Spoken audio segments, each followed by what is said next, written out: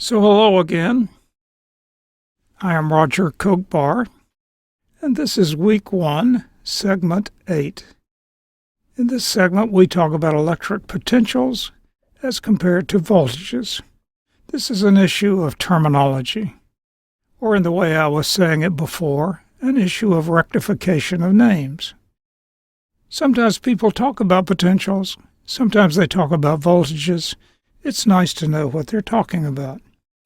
It's not quite the same thing, even though both are in units of volts, which makes it even more confusing. The confusion comes up when people begin to talk about a set of potentials as compared to a set of voltages. In other words, you've got a list of numbers, and what do you make of this list of numbers? So a set of potentials, people call it that, if all of the measurements are against a common reference point.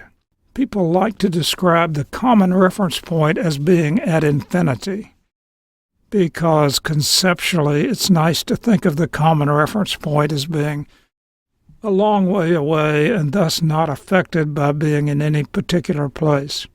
That doesn't have to be true. The common reference point can be anywhere, but it is at some particular place, and all the potentials are measured against that common reference point. Now, in contrast, a set of voltages is measured in independent pairs. Each voltage is a different measurement than the other voltages, and so they don't have any special relationship to each other. So if you have a list of voltages, that's what you've got, a list of voltages, but there's no implied relationship. Whereas with potentials, there is an implied relationship because they're all measured against a common reference point. Maybe this becomes a little more clear with an example. Suppose I make this point my reference point.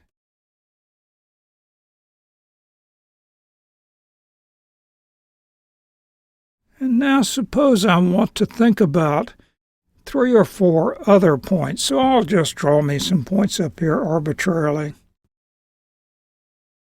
Point 1, point 2, point 3, point 4, point 5.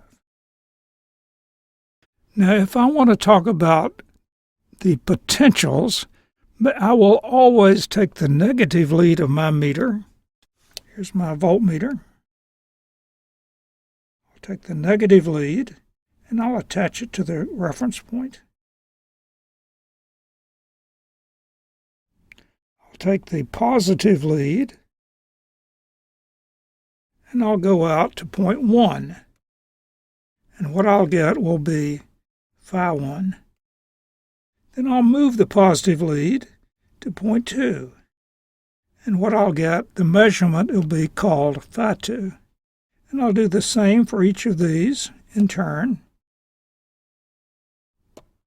What I'll get for the last point will be called phi 5. People normally use this phi symbol for potential, and it implies that the measurement is made against the common reference point.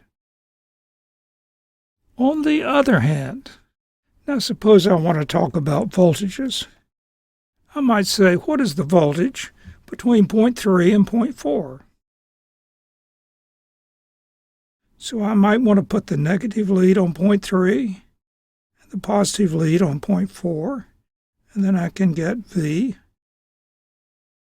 4, 3, maybe I want to call it that, equals phi 4 minus phi 3. That is, V43 is simply the voltage in between 2 arbitrarily chosen points. Here I happen to choose V43, 0.4 minus 0.3. Now the amazing thing is I can get V43 by subtracting phi 4 from phi 3, because you could say, well, what I've done is I have phi 4 minus phi 3. In effect, it takes away the reference point from the conceptual and the mathematical operation. So once I know phi 4 and phi 3, I can subtract them, and then I find the voltage between V4, 3. If I have now, suppose I have now V1, 2 in the same fashion, negative on 1, positive on 2. V1, 2 and V4, 3 have no particular relationship to each other. They're just two measurements that are made. There's nothing profound here in terms of bioelectricity. It's simply the terminology that's used. But because people go back and forth and they use it as if everybody knows it, I thought it would be worthwhile to take a moment and talk about it explicitly. So that's why I put it in this independent segment. Once again, we close with a picture of the Duke Chapel. Thank you for listening, and I look forward to talking to you in the next segment.